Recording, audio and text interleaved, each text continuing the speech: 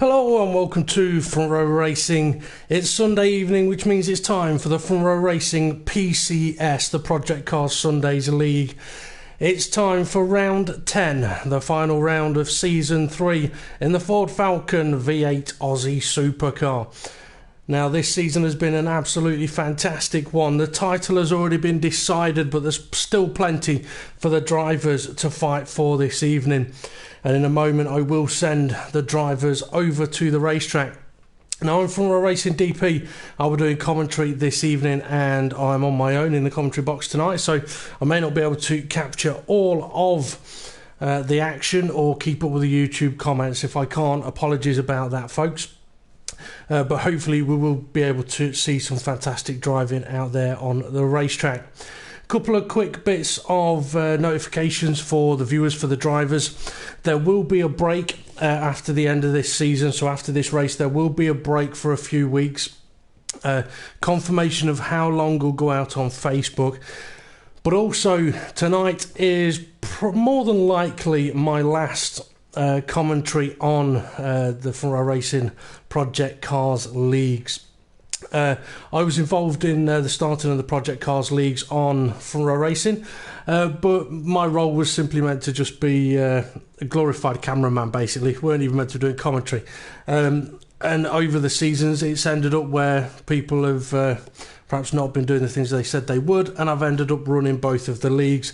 It's now time for me to take a step back and leave it into the hands of other people. More information about all of that, again, will come out on Facebook in the coming days, the coming weeks. What I will say, though, is if anyone is interested in joining the Row Racing Project Cars Leagues or the F1 Leagues, get in touch with Row Racing on Facebook. I'll post a link to the Facebook page in the comments after the broadcast has been done. But anyway, now it's time for round 10 of the PCS. And we're in for 21 laps of the Bathurst circuit. Let's give the drivers a quick notice that we'll be getting going in a second's time.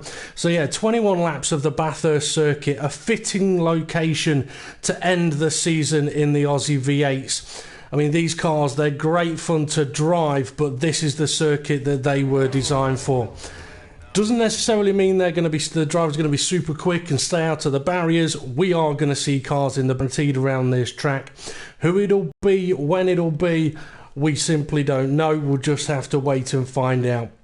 It's quite a long circuit, but we are still only on for a 15-minute qualifying session, a 5-minute warm-up, and then we're into the 21-lap race. As I mentioned earlier, the title has already been decided by GBM Beardy. He's leading the way by nearly 40 points, and he's not racing this evening. He's opened up the space for other people to have a go. So the title fight is no more. The champion has already been decided. But as I also mentioned earlier on, there's still plenty for the drivers to fight for here this evening. I will go through the standings in a few moments' time. But I want to recap last week's race first as the drivers go out, get their warm-up laps in. Last week's race was an absolutely brilliant one. It's absolutely epic. But at the same time, Kay Slay, let's see if he's out on track at the moment. No, he's not. He's in the garage. It also looks like he hasn't got a steering wheel in his car. Kay Slay is a driver that I know quite well, and recently he's been ridiculously quick and ridiculously unlucky. I think in the last 4 weekends, he's qualified up near the front, got the pace to win the race, in position to win the race. Something happens and he has to fight his way back through the grid, and he's been finishing second or third. I'd like to see him end this season with an outright bang pole position, run away with a victory. He deserves it. However, his rival in this last race of the season is Hesselden. And Hesselden managed to win last week at the Watkins Glen circuit, round 9. A fantastic race. So Hesselden took the victory, maximum 25 points. Kay Slay second place, taking 20 points. RKB Sergeant Caliber.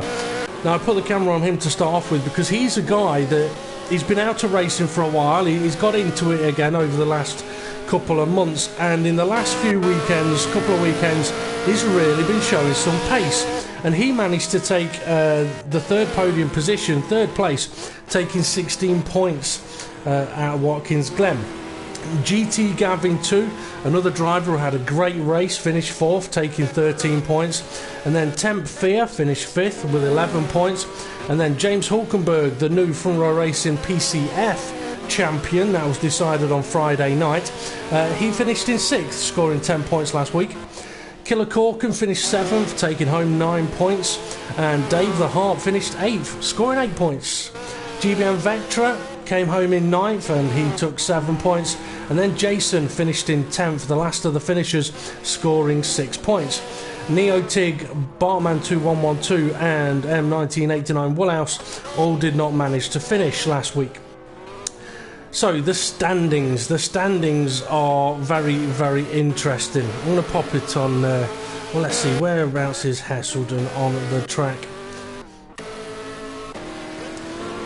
Well, Jason's about to start a lap, so we'll go with Jason, and I think that's Hesselden right behind him. Yellow and black car, chances are it's going to be Hesselden. So anyway, the standings, as I mentioned, GBM Beardy, GBM Beardy, 181 points. He's got a gap of 35, I think. My maths isn't great at the moment, it's Sunday, give me a break. But yeah, second place Live Brian, 146 points, so Beardy, a nice big lead down. Live Brian also not racing. And then we're into the interesting part for this evening. Hesselden, third place, 122 points. If he can win, and I tell you what, he's getting held up by Jason here. Let's go and see if it is Hesselden. It is Hesselden. Yeah, Hesselden, he's got 122 points. Now, if he's able to win this evening, he can actually jump into second place in the standings by 1 point. But what he's got to be more careful of is K-Slay, who's in 4th place on 117 points. So there's 5 points between Hesselden and K-Slay. So for the second time in 3 days, Hesselden's got a battle on his hands to outscore a driver to take a higher position in the standings. Bit of a gap then down to Dave the Harp, who's on 90 points. I think, let's see, he can't catch K-Slay, but he's going to have to be careful of GT Gavin 2, who's only 12 points behind him on 78. He's closely followed by GBM Vectra on 74 points, so a battle there. Then we've got Neotig on 55 points. He's in a bit of limbo at the moment. May be able to catch the car ahead if he scores huge points. Probably can't get caught by the car behind, and that's Chris Core on 38 points. But he's got exactly the same amount of points as RKB Sergeant Caliber. So those two are in a bit of a battle. And then you've got James Hulkenberg, only 10 points behind them on 28. So he's there with them. But he's also got to be careful of Adam 4600, who's on 26 points, Jason, who's on 21 points, Temp Fear, who's on 20 points, and Killer Corkin, who's on 19 points. So a sort of 4-5 car battle going there. And then we've got From a Racing RI on 15, who's not racing this evening. We've also got Driver Montana on 10 points, and I've just realised, my apologies, Driver Montana, if you're watching this wondering why you didn't get an invite, my apologies, I was going off an old driver list. So if you were waiting for an invite, my apologies. Woolhouse, he's got 10 points. He's closely followed by Andy Russell on 8 points. And then G1990 Jonesy on 5. And then Bartman 2112 on 0. So a lot of close battles going on. Right, we're 6 minutes into the session. And GT Gavin 2, who has already done a lap and is coming out of the pits, he set a time of 2 minutes 6 seconds, 0.7. Second place, Dave the Harp, 2 minutes 7, who's just jumped back to the pits. So let's see, 4/10 of a gap to second place. Sergeant Caliber, 2 minutes 8. GBM Vectra, he's also on 2 minutes 8. Temp Fear just leaving the pits on a 2 minute 9. And then Hesselden on a 2 minute 10, but we saw him getting held up by Jason a little earlier on. Chris Core, a 2 minute 10 as well. Neotig, a 2 minute 11. Adam 4600, a 2 minute 15. A bit of a jump there. Andy Russell hasn't set a lap time yet, and he too hasn't got a steering wheel in his car. I think he's about to set a lap time though. I think K-Slay may be just ahead of him, about to cross the line as well. Let's see where Andy Russell positions himself on the grid. 9th place with a 2 minutes 15. That bumps Adam 4600 down. Jason, no time set yet. Woolhouse, no time set yet. And Kay Slay, no time set yet. But I think himself and Hesselden should be there fighting for potential pole position. Hesselden took pole at Watkins Glen with Kay Slay starting second. And Sargent, he's into the barrier though. Luckily at a point where it shouldn't cost him too much. Sergeant Caliber started third, GT Gavin started fourth. So those four, again, could be contenders for pole position here, but with it being such a long lap, one small mistake could cost a lot of lap time.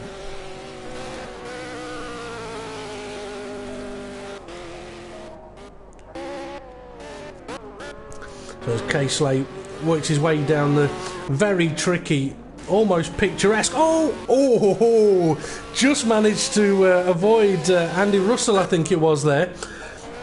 Could have cost K-Slay a lot of time. It will cost Andy Russell a little bit of time now. I was about to say, it's very steep downhill, kind of picturesque, but also very tricky. And where that car spun, it is one of the pinch points of that section of corners, where if the car just can't quite handle it, that's where it's going to spin. So that could have cost K-Slay a little bit of lap time there. But right now, really, he just needs to get a banker lap in. He's going deep, though. He's going deep.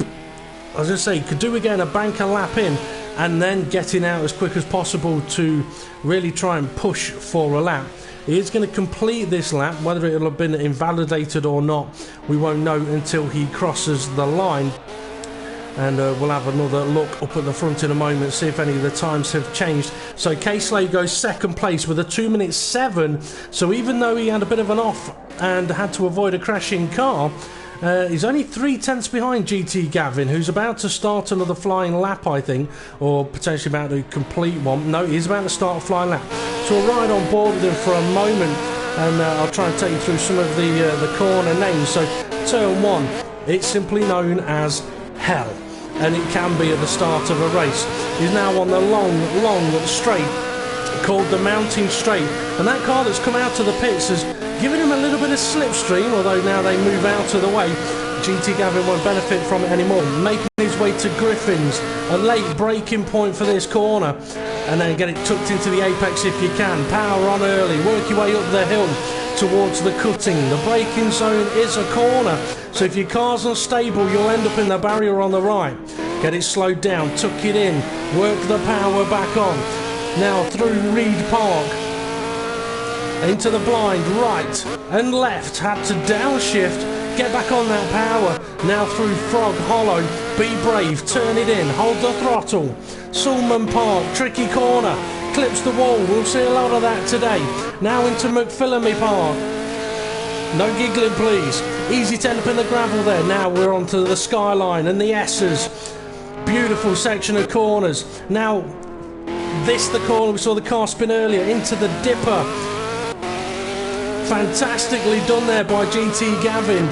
Now working his way to the Forest Elbows. Ran a little bit wide. Compromised the exit in this corner maybe. No. Slowed it down beautifully. Hard on the power now. Comfortably through Forest Elbow. Onto the Conrod Straight. A long, full-on, flat-out section of the track. Slipstream will have an effect here. So will the driver's setup. Now be brave. There's a kink. Take it flat. Get ready for the braking zone of the chase. This is where we saw K-Slay run a little wide. It's easy to do. Gavin just about holding it on. Was off throttle longer than he may have wanted. Now heading to the final corner as he's pushing hard into Murray's, as it's known. Don't want to brake too late for this one. It's easy to go way too deep. Gavin beautifully round the corner and across the finish line. I think he may be up on his lap here. Across the line he goes. No, he has not improved. But it was still a beautiful lap.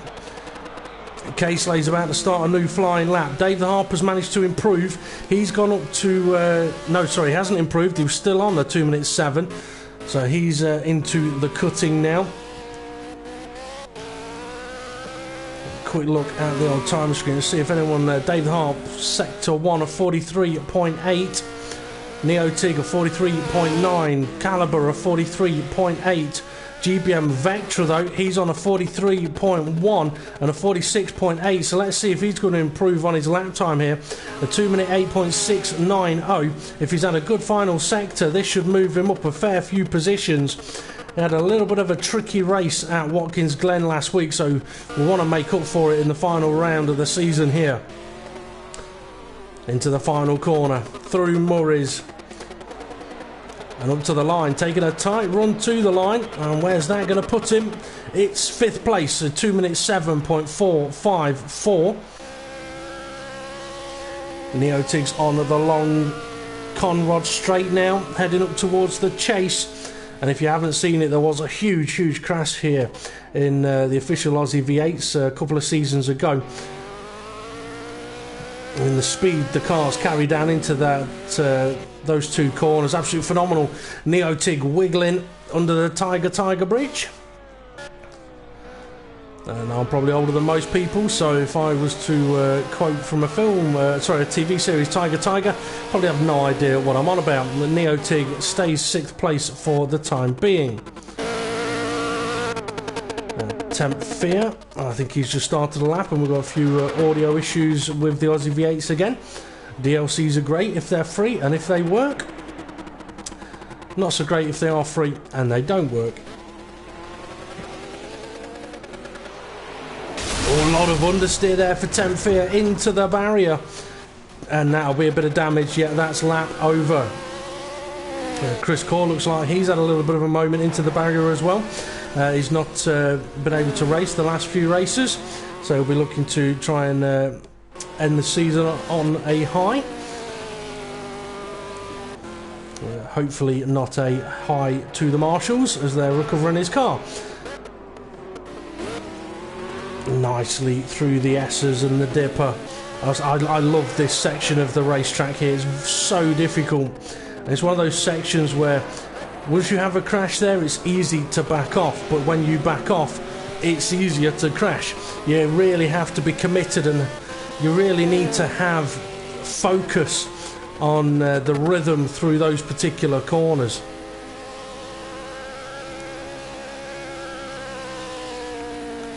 Just have a quick look at what sort of speed Chris Core's reaching. 183 miles an hour just before he heads into the chase. And I've said that these cars take a lot of speed into those corners, and they do. I mean, when you think about 180 mile an hour in a saloon race car, a heavy saloon race car as well, is very impressive. And we may have drivers taking their gear ratios a little bit differently, their setups differently, reaching higher speeds as well. But Chris Core, he's about to cross the line, and it's only 9th place for him. There's only 10 seconds left of the session. See if anybody is in the final stages of the track. Yes, there is. Neotig. Is Neotig going to... I think Neotig will make it to the line. It's going to be close. It's going to be very close. He did. It's 6th place for Neotig. Okay, quick look then at Kay Slade. Did take pole position. Oh my days, down into the 2-minute 5s. I didn't see it on track, but Hesselden joined him there. 205.2 and 205.9. What a way to set up the final round of the Aussie V8 season in the Front Row Racing PCS. Now we're into a 5-minute warm-up session where the drivers can sort out their pit strategies. Oi, Holcomb, you're meant to be a champion, not meant to crash. 5-minute warm-up session where the drivers can get their pit strategy sorted, their race strategy sorted, tyres sorted. The qualifying session, I think it'd be fair to say pretty much everybody will have gone through qualifying using the soft compound tyre. In these Aussie V8s, there's a soft compound, there's a hard compound. The soft compound, though, use it in qualifying, don't use it in the race. On average this season, the soft compound tyres have been lasting 4, 5, 6 laps. Nowhere near long enough to be useful throughout the race, because the hard tyres will not complete a 21 lap race. Well, I mean, to be honest, I think around here the option tyres will probably only last about 4 laps. So the hard tyres, they're not going to make a one-stop strategy work. Whereas in the race, if the drivers go hard tyres at the start, they will possibly be able to make a one-stop strategy work. And the amount of time lost in the pits using the option tyres or the soft tyres is not beneficial. For Casely though, oh, we've got a car in the wall. I think that may be Hulkenberg. I could be very wrong. But for Casely though, another pole position. I said he's been very, very quick lately, and he's shown it again. Hesselden in second place. We've been wanting these two to have a real good ding-dong wheel-to-wheel battle for the last few rounds, with no bad luck, no dramas, nothing happening. Just go for it, go and race it. And hopefully we'll get that here in Bathurst. The start of the race into turn 1 and into turn 2, it's going to be very, very interesting.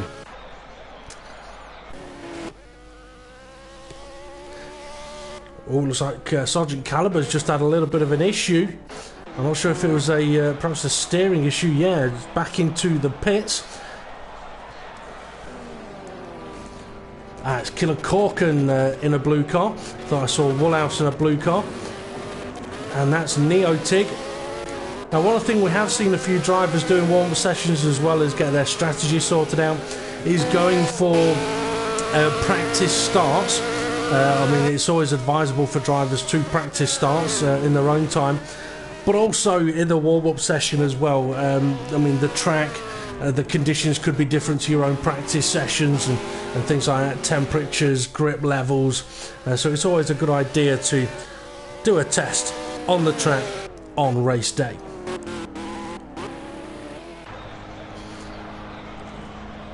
I must admit, I was so focused with Casey and Hesselden's surprise qualifying lap times, I didn't really get to see the rest of the grid order, but it will be very, very exciting to see how the drivers get on around here. Woolhouse in the same car as Neotig usually uses. Hopefully Woolhouse will be able to pull out a great race. He's had a few really, really good races lately. On Friday in the PCF was very, very unlucky though. Neotig, he's been very quick on occasion this season, and Bathurst I think is a track that he does like. Yes, he does. He was quick around a previous Bathurst race in different classes of cars. It'll be very interesting to see how he gets on today, as it will for Jason. Jason very good on his tyres. Adam 4600 in the PCS when the Project Cars Sundays League started. Adam showed himself to be a contender, but upping the power of the cars to these Aussie V8s just not really worked in his favour. I mentioned at the start of the broadcast about a couple of small announcements, and one that I will let the drivers know about. All the announcements will be put on the Facebook page, the Row Racing Facebook page, in the coming weeks and days. But one of the things I will let them know is that car selections for next season will also be announced on the Row Racing Facebook page. I personally won't be dealing with the Project Cars Leagues next season, so I can't really give too much information away because I haven't really got it. I mean, the Project Cars Leagues, as I mentioned earlier on, it wasn't something I was meant to be overly involved with. As Adam 4600 has a beautiful spin at the final corner. Not really wants to do at the end of the warm-up session. But yeah, I mean, I wasn't meant to be overly involved in the Project Cars Leagues, but in making sure that it continues on and the base of the leagues get set and the races are on, I ended up running both of them. So yeah, it'll be taken on by different people next season. Anyway, 10 seconds to go, and I think we're in for a fantastic race. Hesselden and Casely battling it out up at the front in the fight for third place in the standings, and then the rest of the grid could be absolutely mixed up, but with the standings they're all fighting each other for positions, for places, for pride. And it's time now for the drivers to make their final prayers and get ready to race around Bathurst as they all leave the line.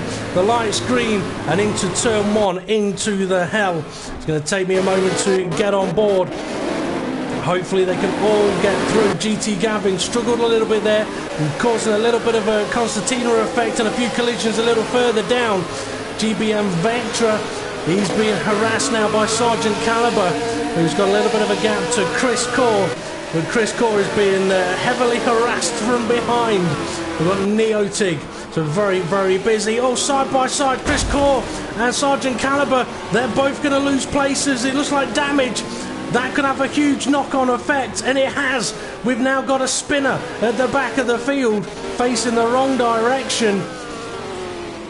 It's Killer Corkin. That's unfortunate for him. But up at the front, Caseley leading and instantly pulls out a gap, but he's into the barrier. Hesselden will see that and will benefit in confidence from that. But within that first sort of quarter of the lap, Caseley had opened up a huge gap. But they've got to be careful now of GT Gavin, who's really on the back of the leading trio here as they make their way into the S's for the first time.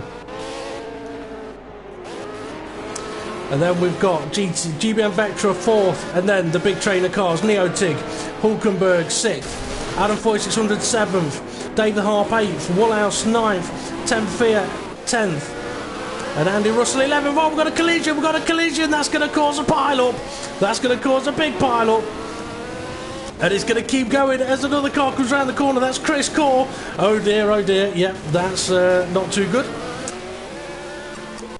That's allowed everybody else to get on with it. That's one of the difficulties with the Bathurst circuit. You end up facing the wrong direction, you are pretty much stuffed. So Caseley under a little bit of pressure now from Hesselden, but Hesselden did just run a little bit deep into the chase corner there. So easy to do, and I'm glad that GT Gavin is right on the tail of these two guys. And then we've got GBM Vectra 4th, Hulkenberg and Neotig side by side around the final corner, and Hulkenberg, I think it is, yes, manages to sneak through. So didn't have the greatest of qualifying sessions, did Hulkenberg, but now he's up to 5th place and may be able to put a charge on to try and catch up to GBM Vectra. Oh, Neotig's coming back at him. Hulkenberg now under pressure. He may be the PCF champion, but Neotig won't care one little bit about this because these are Aussie V8s. It's a different class, and you're not the champion of this one. So Neotig throwing it up the inside, but Hulkenberg holds it around the outside. But here now comes Dave the Harp. Half a chance to sneak up the inside, but to be honest, as you get into this section of the track, you don't really want to do that. Just hold position and hammer him down the long straight a little later on. Okay, Jason up to 8th, Adam 4600 9th, Chris Cord 10th, Killer Corkin 11th, Andy Russell 12th, Sergeant Caliber trying to sneak past. A lot of damage on these guys' cars. Tempfear into the pits to repair damage. Woolhouse also into the pits to repair damage. No huge surprises with that there, given the size of those collisions early on. So Caseley still leading, Hesselden still 2nd place. We're on the 2nd lap of the race. The gap's beginning to open out a little bit now to GT Gavin 2. The guys will have an idea of how their tyres are coping, whether they're going to be able to last to do a 1-stop race, a 2-stop race. GBM Vectra running very wide. Hulkenberg even wider. Neotig managed to hold it into position. No, it's Dave the Harp. Neotig's dropped back. He's dropped a long way back. He must have had a moment off the track. Well, Hulkenberg in the slipstream now of GBM Vectra. See what Vectra's top speed, 173. Hulkenberg, he's in the 182s, but he's ran a little wide. He's onto the grass. That's going to make braking difficult. But up the inside he goes, tries to leave room, just about manages to do so. And that's Hulkenberg up to 4th place. He can just about see GT Gavin, who's in 3rd, but can't quite see Hesselden. Now let's see, Caseley, fastest lap for him, a 2:07.6. Hesselden, a 2:07.9. GT Gavin, a 2:11.9. Hulkenberg, a 2:11.9, but expect a fast lap from him this time around. GBM Vectra, a 2:14. Dave the Harp, who's right on the back of him, a 2:12. I think we'll be seeing an attempted overtake down into Griffin's corner using the slipstream. GBM Vectra not defending the inside of the corner. He's decided to go for the racing line, the grippier part of the track, but Dave the Harp manages to slip through. That's up into 5th place for him. Runs a little bit wide though. That gives Vectra a chance to fight back, but now he's going to be on the outside of the cutting corner. He's managed to do it though, all the way around the outside. Beautifully done there. Okay, car's a little bit spread further back, but I've got a feeling they'll be closing up fairly soon. Oh, I said fairly soon. It's going to be right now. Jason on the back of Adam 4600. Not sure if Adam's running with a little bit of damage here. Car's not looking in ideal condition. Could be a little bit of damage, wiggling on the exit of the corners. And if it's suspension damage, it makes everything oh so difficult.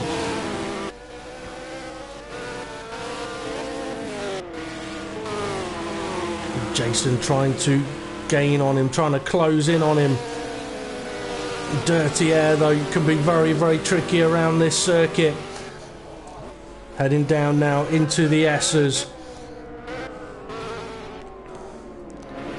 I must admit, if the drivers and the viewers like watching these cars or driving the cars around here, you should watch them do it in real life. You should watch the real Aussie V8s thrashing around this track. It's absolutely bonkers. Jason's ran a little bit wide. That's going to give Chris Core an opportunity. Jason just managed to stay ahead, but Chris Core's going to have slipstream now. It's not a huge effect in these cars, but it is enough of effect to try and pull out alongside. But as soon as you do that into the dirty air, and he can't quite gain, he's got to pull back into the slipstream.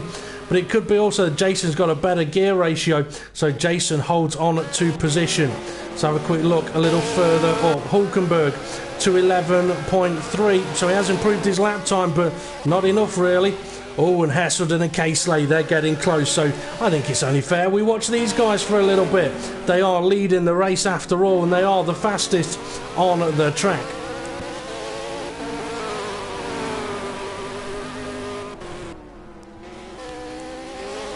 This is a situation that Casely and Hesselden have both been in before.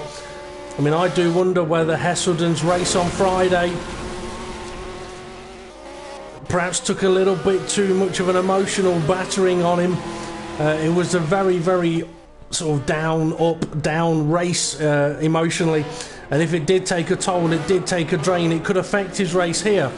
But if he was able to just shrug it off and come into this race looking to just simply enjoy it, then it would be absolutely fine. We're going to have a look at what sort of straight line speed Casely is going to be doing down this straight. So let's see, middle of the screen, up at the top. Currently 160. Killer Corkin is out of the race. That's a huge shame there. So Casely, without any slipstream or DRS, is 184 mile an hour. Kind of explains a little bit why he's so quick, but it's spinning, it's spinning, it's spinning. Oh dear, oh dear, oh dear. He would not have been wanting that to happen. Very easy to do in the chase corner though, but look at the gap that Hesselden has just pulled out on him instantly. I think Casely also thought about going for a pit stop there, but if he can just refocus, I think he's got the pace over the course of this race to catch back up to Hesselden. So GT Gavin 2 still running third place, should be absolutely delighted about that one. Got to keep pushing though as Hulkenberg comes round the final corner. So got about the start finish straight, has a bit of a gap. Can Hulkenberg get his lap times down? Yes, down into a 2:10. Dave Harp still running a 2:11, but following Hulkenberg, you'll be fairly pleased about that one. GBM Vectra still running 6th, lap time 2:12s now. I think the tyres are starting to hurt a little bit, even if they are on the harder compounder tyre. 7th place, Adam 4600. Looks like his car's hit a barrier a little hard somewhere, but then we've got a right battle going on. Chris Core, Neotig and Jason are getting close. And we saw a few moments ago Chris Core trying to get past Jason. So I'm guessing, yeah, Chris Core, he's made 2 overtakes. Sorry for missing that, Chris, but yeah, 2 overtakes, one on Jason, one on Neotig to move himself up to 8th place. Neotig struggling a little bit on the apex curb there. Andy Russell, oh my days, that looks like that car's drank a little bit too much Foster's, if I'm honest. That's what an Aussie V8 looks like after a really bad night out on a Saturday night. That car's got some major damage on it. I'm surprised he's not pitted to get it repaired, really. Tempfear, who hasn't got damage, he'll be catching him up at a vast rate of knots. And Tempfear's pace at the moment, 2 minutes 10, matching Hulkenberg's, who is in 4th place. Woolhouse still going round. His fastest lap is a long lap there. I wonder if I may have had a few disallowed laps, but Hesselden, he did have to make a pit stop as well. Hesselden, the race leader, coming past him. I think Woolhouse was going to go for the pit lane then, maybe. Either way, Hesselden leading the race, about to make it 16 laps remaining. Lap times, let's see, what was his last lap time? 2 minutes 7.3. Casely's, what's his going to be? a 2:10, and part of that will have been from recovering from the spin. GT Gavin also a 2:10. Dave the Harp's into 4th place. Dave the Harp is ahead of Hulkenberg. I've missed that. Dave the Harp's lap time of 2:10. Hulkenberg's was disallowed, so Hulkenberg has been off the track somewhere. Potentially a bit of a mistake by him, but that's put Dave the Harp up into 4th place. Let's see if my track map is working. That's interesting. Press my track map button and get the telemetry.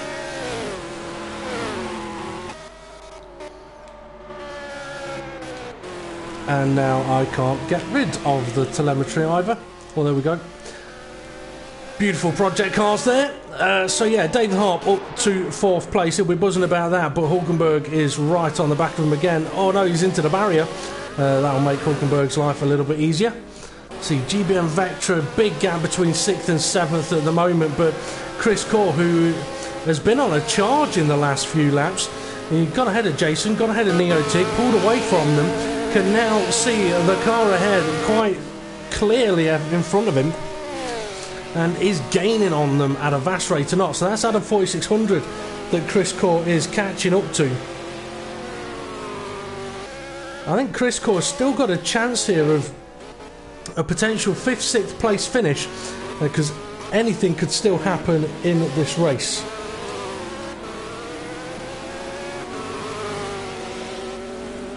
I'm wondering if Adam 4600 is... I was going to say, wondering if he's carrying a little bit of damage. Visually looking at that car, yes, I think would be the answer to that one. That could be why Chris Core is catching him quite quickly. I mean, these cars, they can take a bit of damage to the bodywork with no sort of huge effects. Well, I say that, you damage the front end too much where the radiators are, and you could potentially overheat your engine. But they can take a little bit of punishment. What you don't want to do is damage the wheels or damage the tyres, damaging the suspension, which means you've got a steering wheel that is sitting at 45 degrees. And Chris Core still reeling him in there. Hulkenberg's had another moment at the final corner. Murray's, it's a bit of a messy end to the lap for him, so Dave the Harp's opened up a big gap. We've got a car into the pits, Kay Slay. So running 2nd place has decided to make a pit stop 6 laps into this race. If that's the hard tyres, then well, it could be looking at a 2 or 3 stop race. If that was the soft tyres, which it could have been, if they've gone 6 laps, that's pretty damn good. I mean, that would explain their fastest lap times. I mean, Hesselden currently has the fastest lap of the race with a 2:06.8. Kay Slay's best at 2:07.2. So 3 seconds, 4 seconds faster than anybody else. Could be explained by the soft tyre. Now Hulkenberg having a few messy corners. That's allowing GBM Vectra to catch up to him. Well, let's see, GT Gavin 2 running in 2nd place quite comfortably, quite happily. No damage on the car either, so his pit crew and team owners will be happy about that one. No bodywork repairs or costs coming the team's way after this race. So far, anyway. Okay, Hesselden will have seen that Kay Slay has pitted. So is Hesselden going to respond in any way, shape or form? Well, he's going to respond by going straight on at the chase corner. I mean, I know I've said it a few times, it's so easy to do. It really, really is at that corner. You brake 1 metre too late, you're going 4 metres off the track.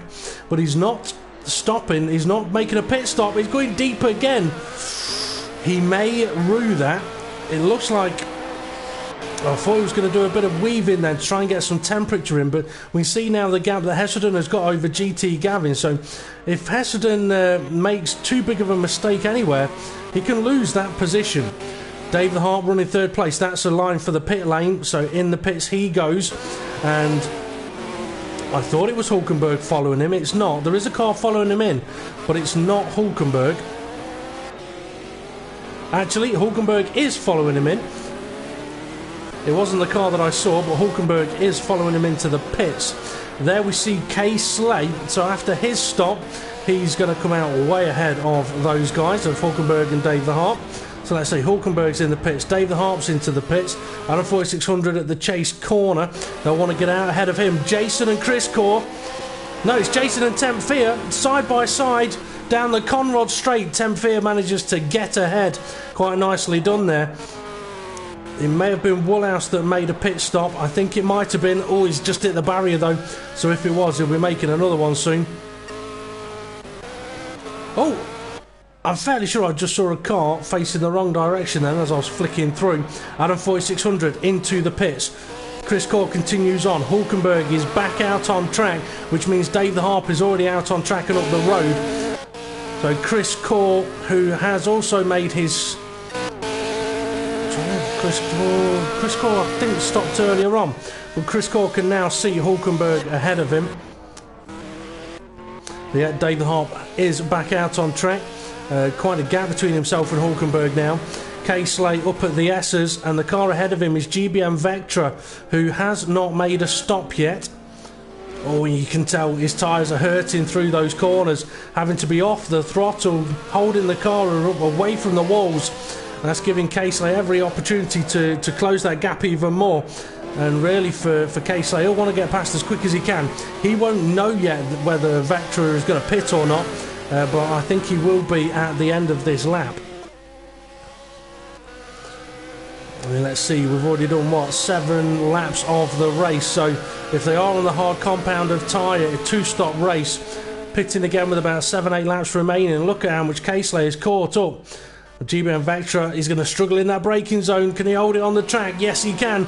But the car wants to spin on him. That's going to give K-Slate a chance up the inside. I think that's Vectra's way, I was going to say, of telling him I'm going for the pit lane. But he isn't. He's continuing on.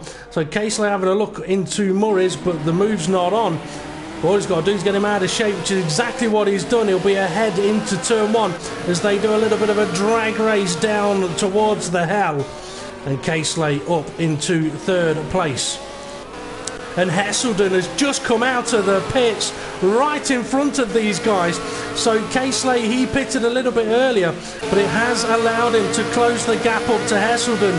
But he's got to be careful of Vectra trying to re-overtake him into Griffins. I don't think he's going to be able to, he's not, but that'll cheer up K-Slate a little bit, apart from the fact that he may have just pushed his tyres a little bit too much in that opening stint of the race. But what it does mean is that we've got GT Gavin 2 leading this race, hasn't made a pit stop yet, and you know what? I've got a feeling he may go trying to do a 1-stop. All he's got to do is get another lap and a half out of these tyres, and it's on. That'll make things very, very interesting for the final stages of this race. I mean, if Gavin, to go on as long as he has done, 21 lap race, if you're 2-stopping it, you do it on the end of 7 laps, and he's not done that. So I would guess this is potentially going to be a 1-stop run for him.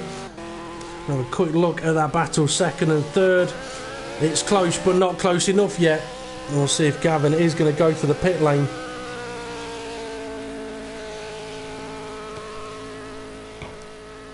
So time to place your bets. It's a 50-50 odds. Oh, he's wiggling a little bit. The tyres have definitely been punished. They're hurting a bit. But no, that is definitely, I think, GT Gavin on a 1-stop strategy. Hesselden goes a little bit deep again at the chase. That's allowing K-Slate to really close in on him. K-Slate seems a little bit more confident on the brakes. So the battle still on between these two then. They'll probably realise at this point as well, as they pass the pit lane, that GT Gavin is not in there changing his tyres, and they'll be trying to work out, okay, when Gavin pits and we have another stop, where is it going to place us? Where are we going to be positioned? But K-Slate definitely looking the faster of these two drivers at the moment. Well, I do want to check the rest of the field, but I don't really want to peel away from this, because if I do, I'll probably miss an overtake. But to be fair, K-Slate's in a situation now where he could afford to play the safe game. If he's worried about how much he hurts his tyres, just follow Hesselden for this stint. Pit that lap earlier, later on. Push it hard then.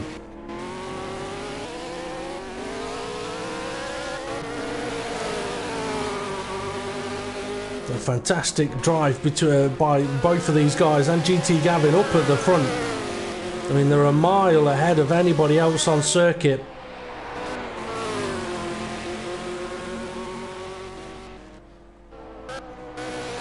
Hesselden will be in a situation where he's going to be looking in his mirrors a lot, but through these corners you don't want to be looking in your mirrors, just focus on the track ahead. Hesselden actually seems to be carrying a bit more speed through that section. Okay, let's see, Dave the Harp, he's running, and I tell you what, he's not that far behind Hesselden and Casely. Any mistakes by the cars up ahead and he'll be catching them. Hulkenberg in 5th. He suffered earlier on with a couple of mistakes. Oh, there comes another one. Oh, just manages to get it back on the track. You go too far over there and it's going to pull you straight off into the gravel. The GBM Vectra not too far away from Hulkenberg, so keeping him honest. The GBM Vectra having recently made a stop. Oh, and into the barrier he goes. That could hurt him a bit, and here comes Chris Core. Chris Core may have heard that, and that gap's definitely going to come down a little bit. And Chris Core, who was really charging earlier on, will have the opportunity to see that he's gained on the car ahead. He won't care why, he'll just be glad that the gap's come down. Temp Fear now running in 8th place, bit of a gap between 7th and 8th. Neotig in 9th, drifting it a little bit through the S's. Adam 4600 in 10th. That car's going to need quite a lot of work at the end of this session, but thankfully it is the last race of the season, so they'll be able to scrap every panel on that car. Jason running in 11th, not that far really from Adam 4600. If Adam has any errors or issues, Jason's going to be there to steal his points. And Jason is the last of the runners, so we have had a few out of the race already. Chris Core into the pits though. Let's see, Killer Corkin.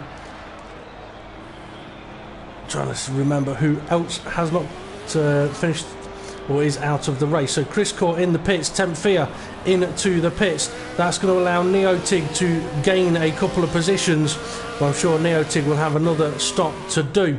Now, I think, you know, for at least Temp Fear, he had to pit very, very early, the end of lap 1. So he's probably gone for sort of a 10 stint on his tyres, which would be why these guys are pitting now. Chris Core on his way, Temp Fear on his way. Healthy gap between them and Jason. Okay, quick look up at the front. GT Gavin 2. He's still going. He has not stopped yet. Here we go, perfectly timed camera work there. GT Gavin into the pits then for his one and only stop of the race. But here's Casely in second place. I've missed what's happened between Casely and Hesselden, but Casely's into second, drifted into Murray's. He is going to retake the lead of this race. Hesselden, let's see, previous laps. Casely a 208, Hesselden a 208, must have been on the previous lap, so I have missed it, apologies there folks, but Hesselden now into second place. He's got a lot of damage on the back of the car. He's hit a barrier somewhere, I think. But that's put Casely back into the lead of this race, and he'll be absolutely delighted. But where's Gavin going to come out? He's leaving the pits now, but here comes Dave the Harp around the final corner, coming around hell to see GT Gavin 2 come out of the pits right next to him. Gavin's tyres are going to be cold, but Dave's tyres, they're old. Dave may have another pit stop to do yet in this race. So for GT Gavin 2, he doesn't have to do anything too dangerous here. Probably not now going to be able to catch up to first and second place, but if he gets himself into a race and into a collision here, it could cost him a podium, and he really doesn't want to do that. So if he's got any engineers, all they've got to do is tell him, Gavin, don't panic, just wait, because Dave's going to be pitting in 3 laps time. Hopefully, if Dave having a big wiggle, Gavin thinking about trying to sneak past, but when the car ahead of you is, I wouldn't call it weaving, is tanks slapping around in front of you like that, it's so difficult to know which side of them to go, because whichever side you pick, chances are they're going to come and give you a bit of a slap, taking themselves and yourself out of the race. But Chris Core, though, on the much fresher tyres now, if he just stays close, he'll have a good run down the Conrod straight, and hopefully first and second, if they stay on for podium finishing positions, we'll find out what happened in the middle stint of the race, where Hesselden lost the lead to Kay Slay. And GT Gavin got a good run here, but Dave the Harp seems to have very good straight line speed, actually opening up that gap using all of the tarmac available. Gavin with a dirty air running a little bit wide. Get hard on those brakes now. Both of them running a little bit wide, but Dave a little more than Gavin. Gavin trying to go around the outside now.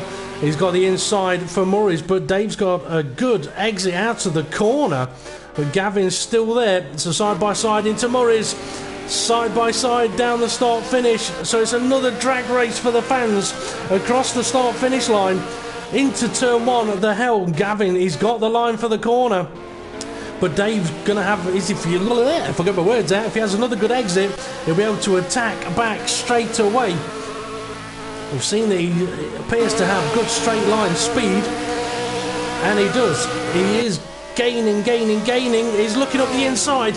Gavin tried to close it off, but it was a little bit too late. With Gavin's fresher tyres allowing him to break that a little bit deeper into Griffin's corner, and it's back up to third place for him. Fourth place now for Dave the Harp. Hulkenberg still running fifth, Vectra sixth, Neotig 7th. Is he going for the pits? No, he's not. Adam 4600 in 8th, with Chris Core closing in on him. Oh, Chris is going a little bit deep there, but manages to keep it on the tarmac. Pushing it hard now, one hand on nothing, the other on his handbrake.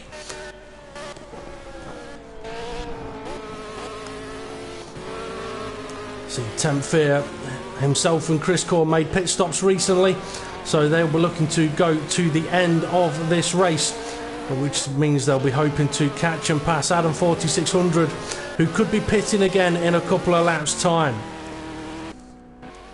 Some big gaps opening up now between these guys, and with Gavin getting ahead of Dave the Harp, he's opened that up gap fairly quickly.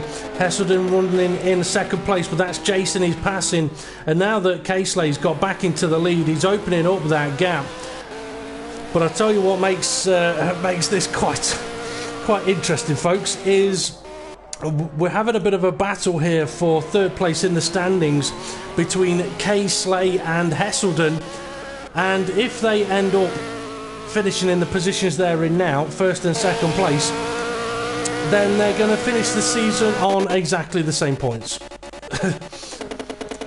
Well, the gap is quite big now between Hesselden and Casley. It really is huge. Check what their last lap times was. Hesselden's was invalidated, so he's been off the track somewhere. Oh, just as GT Gavin has off the track. He wouldn't have been wanting to do that, really. And the last lap was his personal best lap, so he sets his fastest lap of the race and then ends up going off the track. And Dave the Hart will have seen that, can't do anything about it other than try and close the gap. But if Gavin composes himself, he'll be able to pull away again. And we're getting close to the next pit stop window, potentially at the end of this lap. GBM Vectra still running 6th place. Having a better race though than last week, on for scoring 10 points at the moment. Got a nice healthy gap to Neotig, and Adam 4600 still running that car that it's almost been bent out of shape so much it nearly looks more like a Lexus now than it does a Ford Falcon. But Chris Core, he's really on it. He can see that he's been gaining. He knows the car behind him is closing the gap as well. So Chris Core is not going to want to get stuck behind Adam for any length of time at all. Now, I can only apologise on behalf of Project Cars for the really dodgy audio from the Aussie V8s. And when it works properly, they sound amazing. When it works like this, it sounds cheap. Chris Core in the slipstream.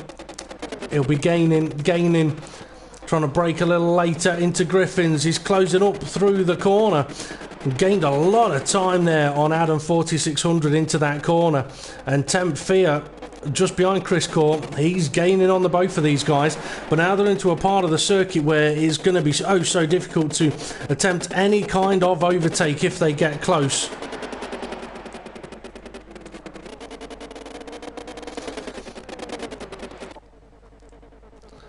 So a big gap then between 7th and 8th place, but Chris Core, I said he's been gaining on him, he's still gaining on him. I think by the time they get down to the Conrod straight, Adam 4600 could be a sitting duck by 2 cars, could lose both places there. And this is where for now it's going to cost Chris Core. He's being held up right now, which is going to allow Temp Fear to close that gap on him. So Chris is losing out. Doesn't really want to lose out too much. Get a good exit of this corner. Beat him on the exit. He has done a great exit there. Get on that power into the slipstream. Now wanting to get ahead, but it looks like Adam's got fairly decent straight line speed, but not decent enough, because here comes Chris Core choosing to go for the inside, but Adam closes the door and nearly ends up being pit manoeuvred. Managed to just hold on to that position, perhaps a little bit risky. Chris chucks it up the inside though, a little bit of contact. Oh, now they both nearly lose it, and here comes Temp Fear trying to sneak through. Can't quite manage to do it. Adam 4600 closing the door again, going for the pit lane. I think maybe he was trying to suggest he was going for the pit lane there, at least that's what I'm going to go with. But that's now put Temp Fear right on the back of Chris Core. And we could have had the next round of pit stops already completed. Quick check. Casely, he's probably not going to pit again. Hesselden... Well, actually, no, Casely will. Yes, he is. He's into the pits now. And it's a good call that, as long as Hesselden can't get to the end of the race. If Hesselden doesn't need to pit again, then Casely's in trouble. And Hesselden has not pitted. Ooh. Ooh. This could have just turned the race on its head, because Hesselden pitted earlier to suggest a 2-stop strategy. But GT Gavin has shown that a 1-stop is possible, because he's not pitted yet. Now, is he going to be ahead of Casely? Casely's still stationary in the pits. Here comes GT Gavin. I think GT Gavin is going to be ahead of Casely. He is. He's into 2nd place. Casely's on the move now. So Casely goes from 1st down to 3rd. He needs to get a shift on now, because he's got to physically go and overtake GT Gavin to get 2nd place back. But thankfully, he's just there. He can see him. David Harp still running 4th. GBM Vectra now up to 5th.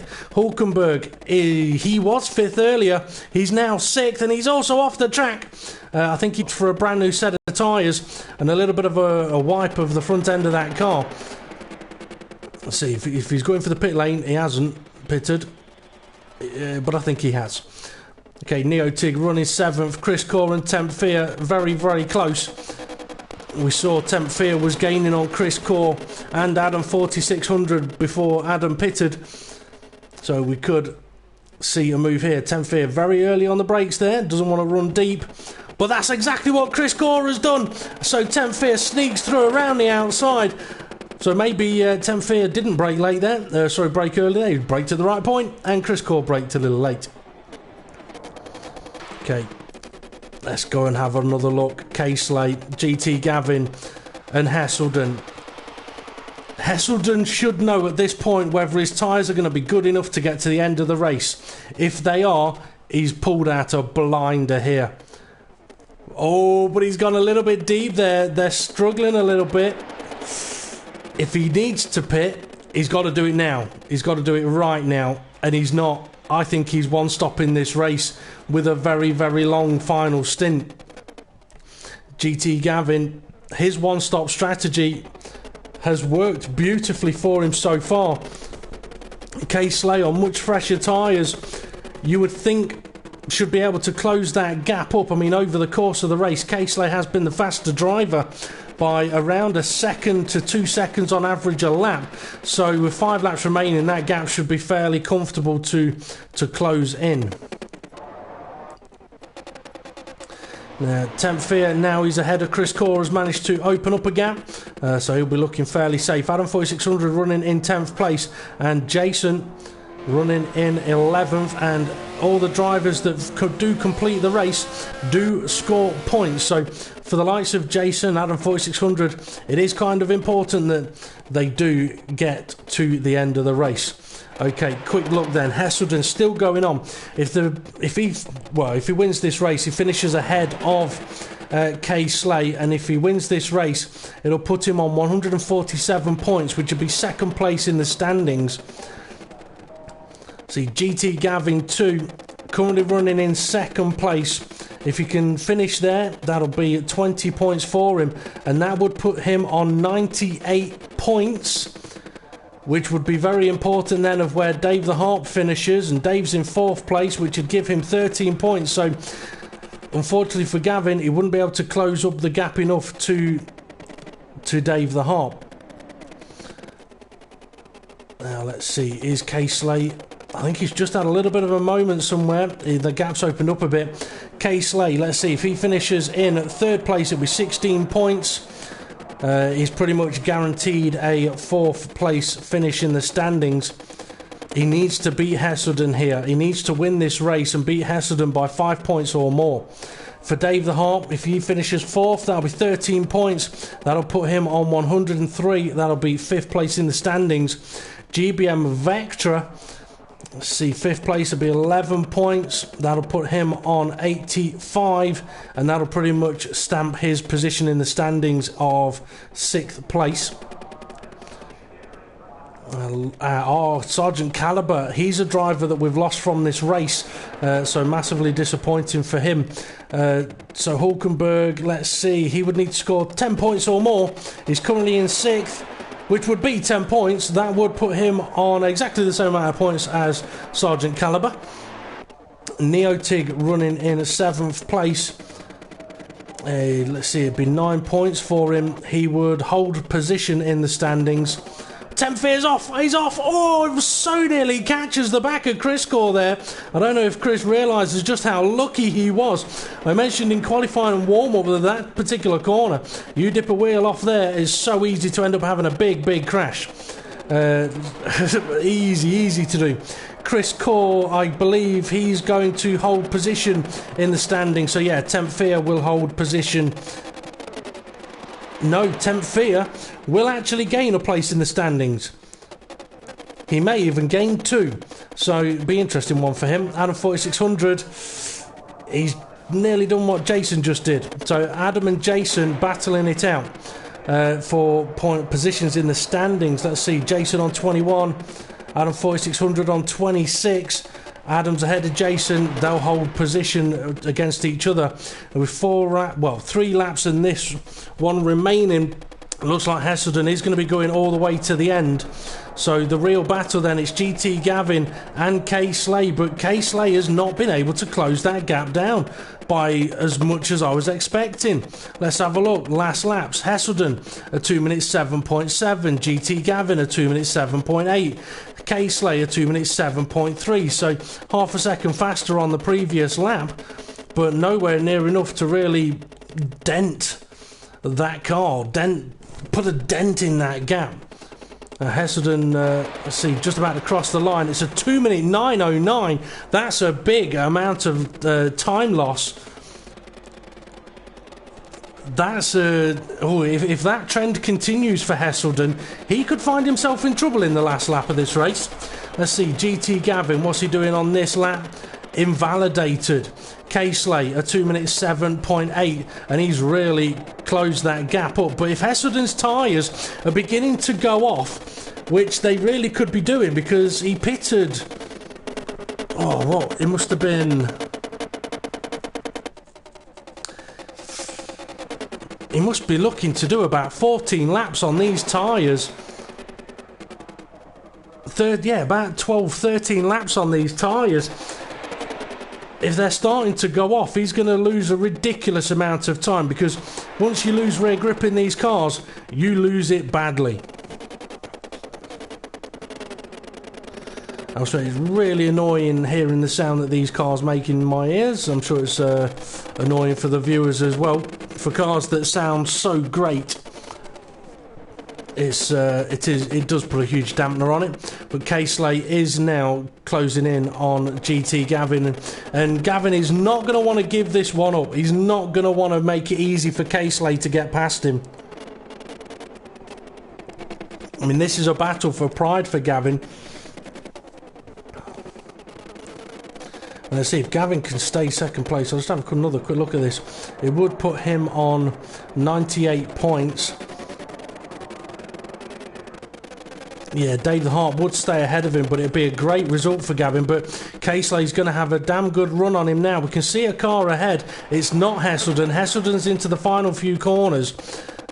See GT Gavin and K-Slay getting close, but I'm interested to see what Hesselden's current lap time was on this particular lap. Gavin squirming a little bit under braking. Is he going to make the corner? Yes, he does, but K-Slay much tighter on the first apex there. Could give him a good exit and a good run down towards Murray's, which he does. It's Adam 4600 ahead of these guys. So let's see. Hesselden's last lap was a 2:08.7. Now he could just be nursing the tyres. GT Gavin a 2:08.5. K-Slay a 2:07.4. K-Slay needs to get ahead of Gavin right now if he wants any chance of Hesselden's tyres falling off the cliff and having any hope of catching him.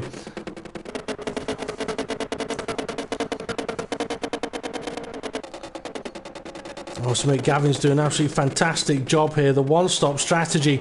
Oh, here comes K-Slay in the braking zone on the fresher tyres. Oh, I think that's just sort of caught him out a little bit there. There'd have been half a moment of, oh no, I'm going to hit him. I'm going to hit him. But yeah, I mean, Gavin, absolutely fantastic job on the one-stop strategy. Adam 4600 moves beautifully out of the way, but look at how close K-Slay is now. But once again, we're into that section of the track where you can't really overtake. Well, you can, but it's not easy to do.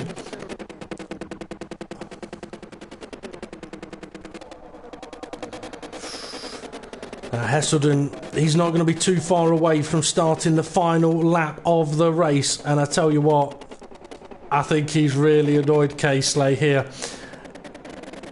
I mean, he only pitted, what, a lap later than K-Slay the first time around.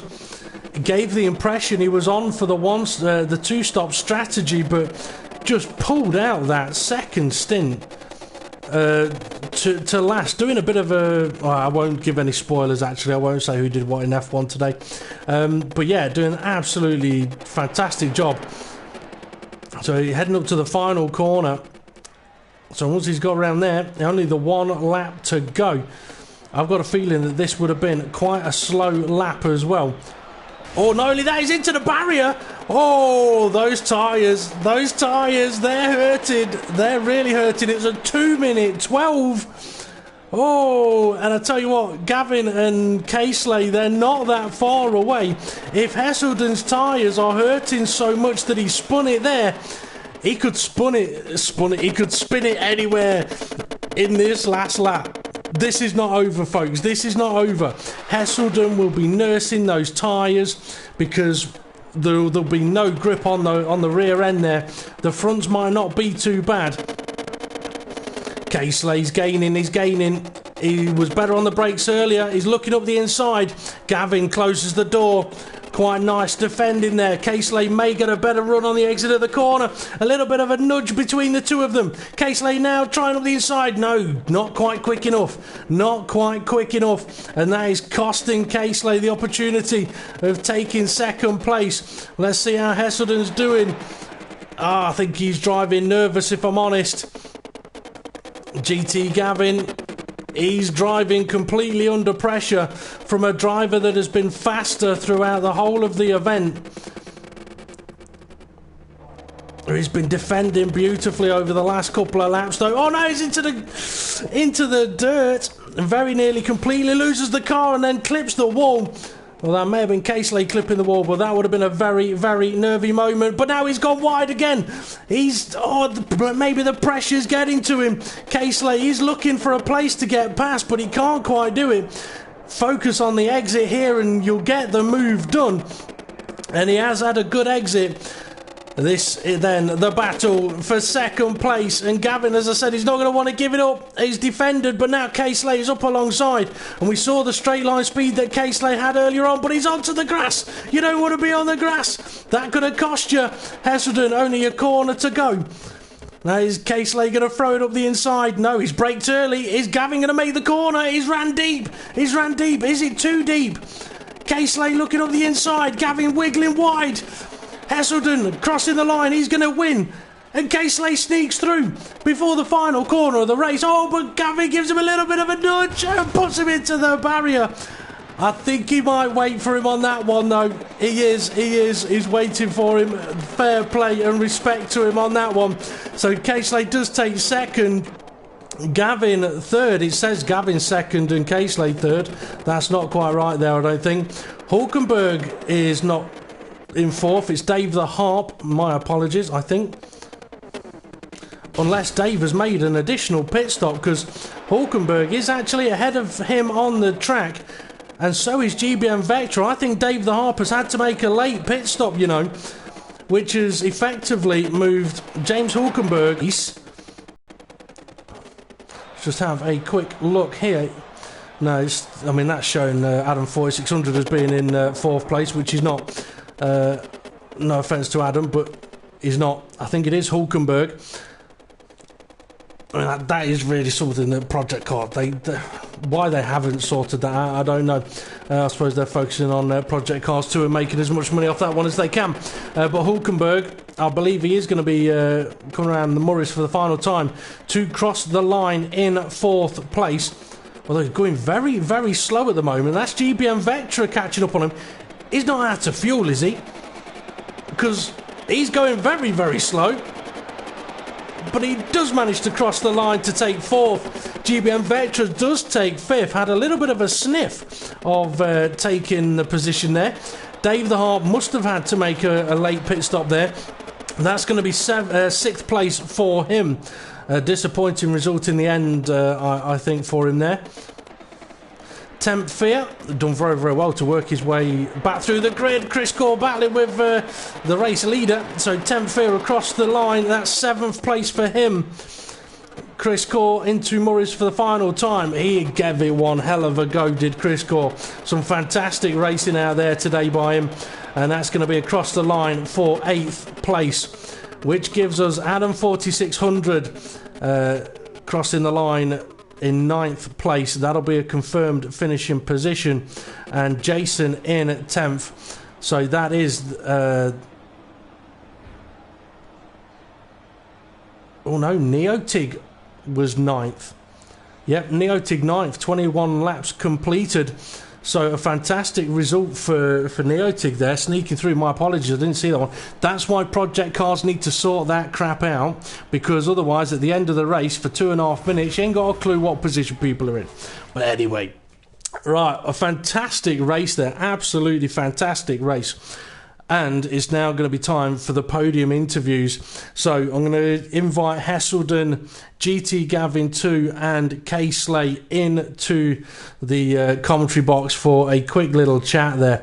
But that was a very interesting race. But I can't wait to hear how much Heselden was struggling at the end. I mean, I can see why he went for it, and it worked.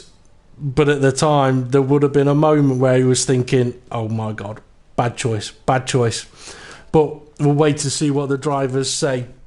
So in a few moments' time, they will be joining us.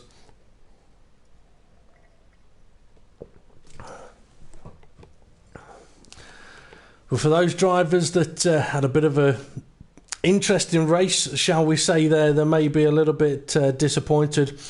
Sergeant Caliber, obviously commentators cursed him in qualifying, saying how well he's been doing lately. Unfortunately doesn't get to the end of the race. Let's see, Killer Corkin, who also been doing very well lately, didn't get to the end of the race. Woolhouse, I think, was another one, didn't make it to the end. Huge disappointment for him.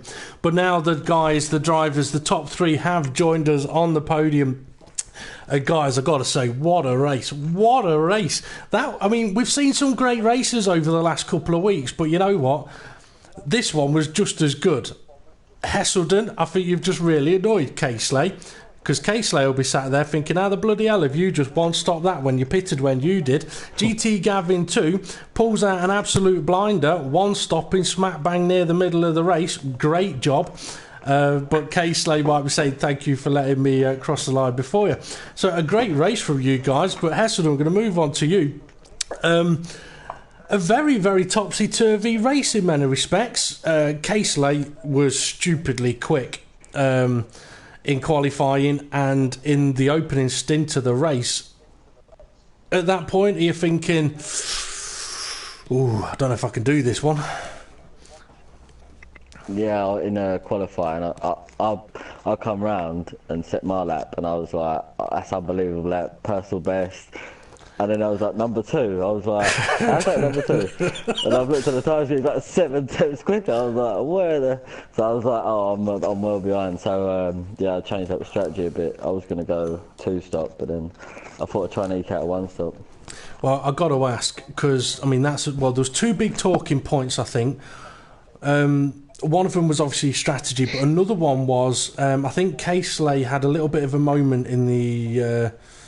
opening stint of the race, but after the first round of pit stops, you came out of the pits, you were ahead of Casely, and I went and watched something else, and then a couple of laps later he's ahead, big gap between you two. So what happened there? Yeah, I had a moment I think third to last corner, the big braking the chase. I just come off. Yeah, the chase, yeah, I just come off there. I think Casey come off there as well in the first stint. Yeah. So, like, just repaid the favour, really. Okay, go on.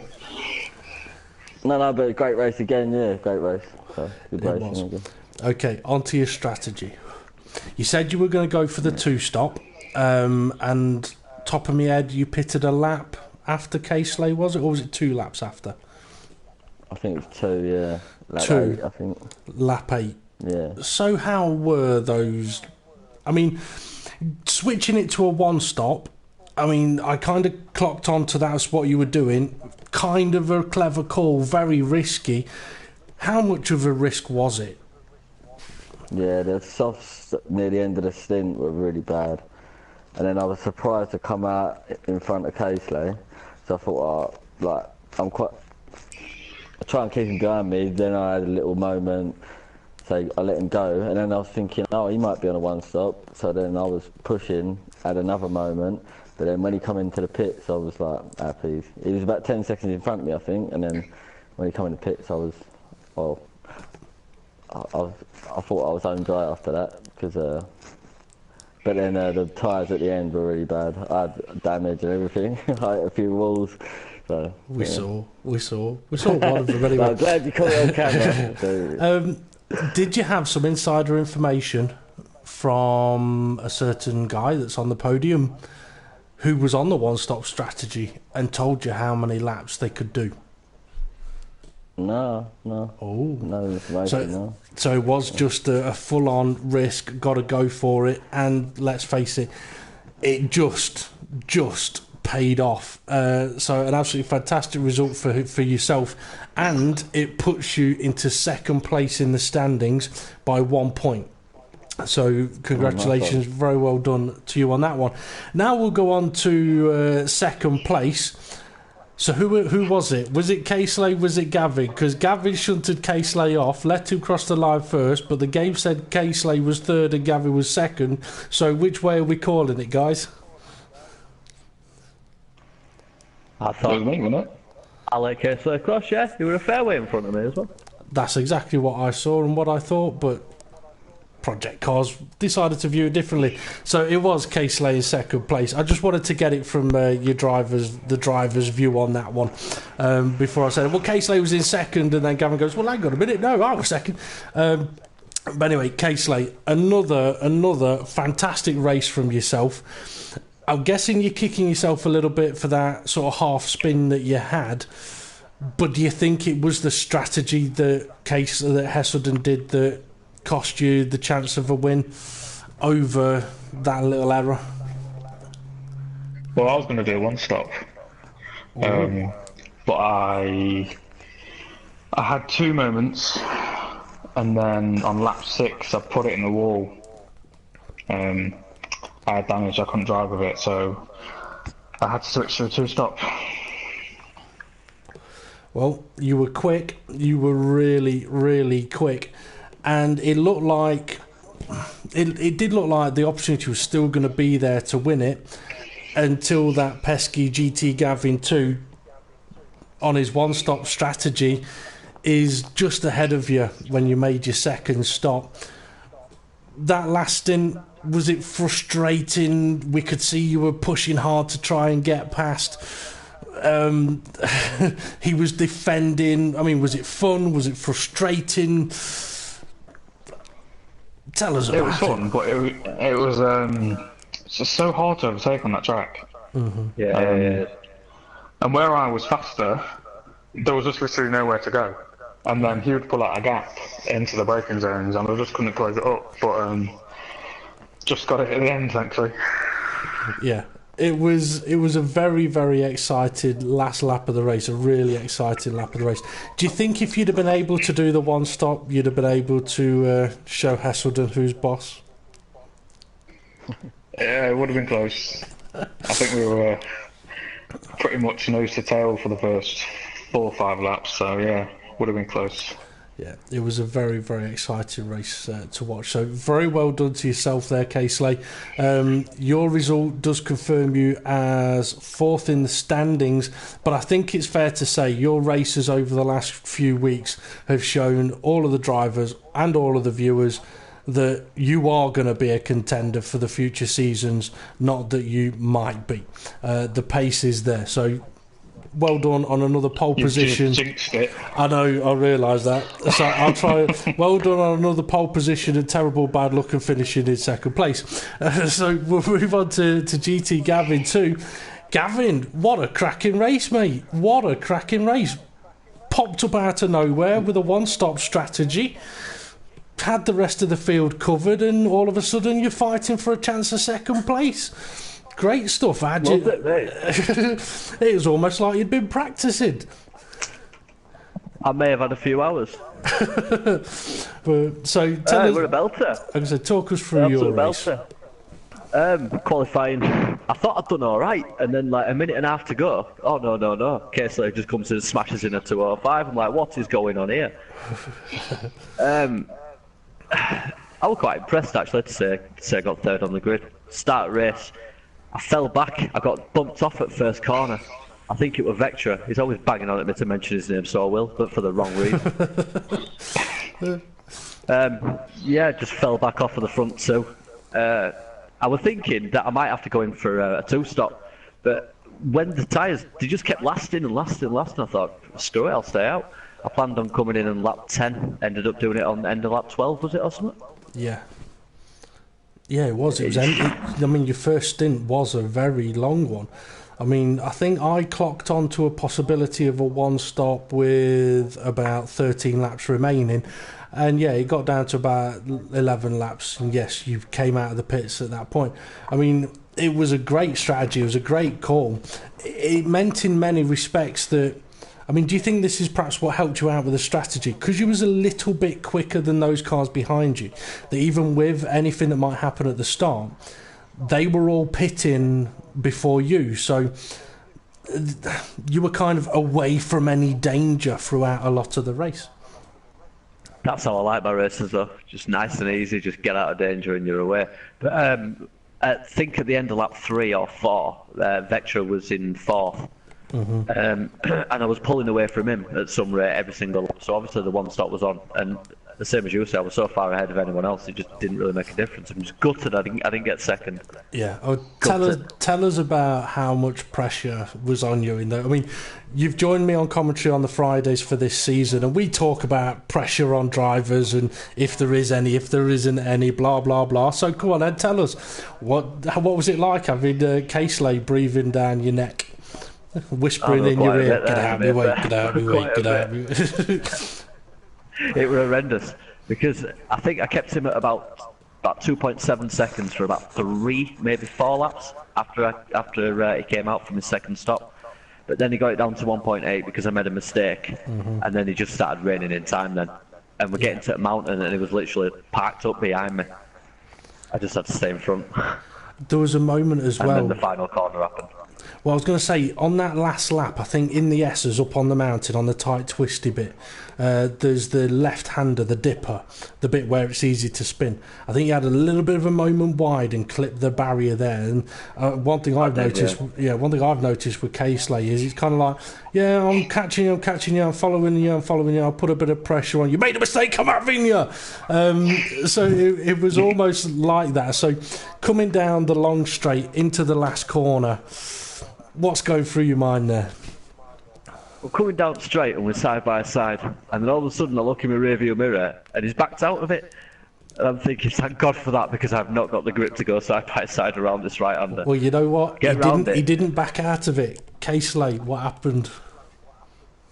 I was on the grass. Oh yeah. So, that's how much I was concentrating on just 108 going miles an forward. hour sideways. I do apologise. No, it's like, Good sale. Anyway, we got that rest at lap. And final corner, my fault completely, which is why I let it pass. I proper outbrake myself into that corner. It was a good punting. But I will have a look at that at the replay though from the straight. I do apologise. I mean, well, sorry. it made for a very exciting last few corners of the race. But very well done, Gavin, on taking what could have been a second place, but it will be a third place. I don't think it'll be enough points to... Actually, it might be enough points to jump Dave the Harp. I don't know. Because Dave, I think, had to make a late stop and finished a little further down the field.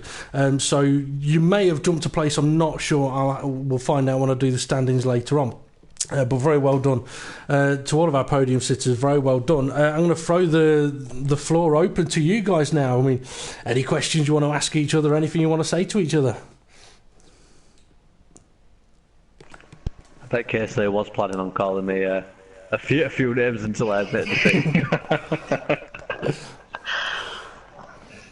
No, fantastic race, everyone. I thoroughly enjoyed that. Good season, good racing. Brilliant season. It has been absolutely fantastic. Well, thank you very much, guys, for taking part of this season, for making it very, very exciting. GBM Beardy did take the title as the Front Row Racing PCS champion, but we still had plenty of fantastic action on the racetrack. So thank you very much, guys, for doing what you do on the racetrack. I would quickly mention again that regarding the Front Row Racing Project Cars Leagues going forwards, notifications will go out on the Facebook page over the coming days and weeks. I can't give out too much information because I personally simply don't have it, as this more than likely is the last commentary that I'll be doing on the Project Cars Leagues.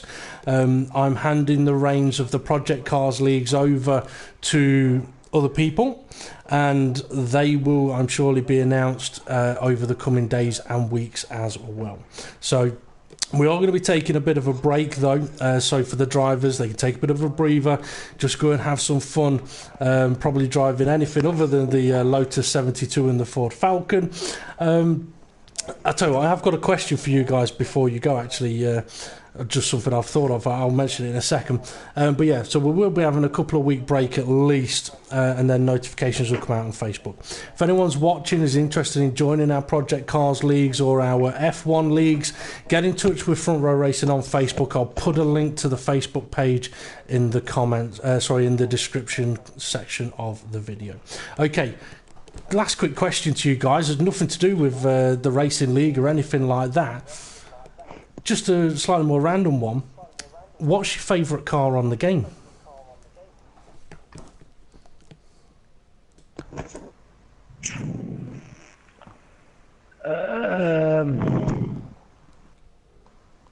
not heard of that. I've not heard of that car. It's fast. Come on, guys. It's a simple question, guys. Come on. Probably the Aston Martin, to be honest, the GT3 car, I'd say. Interesting call. K-Slay? I feel like it's just an Aston Martin. Well, yeah, Mine is the McLaren F1 Longtail. Oh, you know what? That car was so very close to being chosen as one of the as the PCS car for this season. That's one that I would have loved to have seen racing around because it's ridiculously fast in a straight line. That car. Yeah, brilliant car. Heselden, what about yourself? Go on, say the caterer. Nah, I ain't really got a favourite, to be honest. I play on the leagues and that, so I tend to hate them after a while. Yeah, full Falcon and the Lotus and that, but it'd be nice to get some new cars. That's what I'm looking for. Drive some new cars around, push some new cars around. Be fun. That it definitely would. But no, I mean, I played the GT3 as I had so much fun in that last year, or last season, whatever. That was a great little car. And one thing I will just say to our Project Cars racers is I know that we will be having a break, obviously, from the piece. But what there might be is perhaps on the Friday or the Sunday, maybe even both. I don't know. Just sort of, there may be some fun events, so to speak, where basically admins will come online and we'll just race a few cars around different tracks. No standings, no broadcasting, nothing like that. Just go and have a laugh. There might be some of that, but anyway, we'll have to keep an eye on Facebook for that one.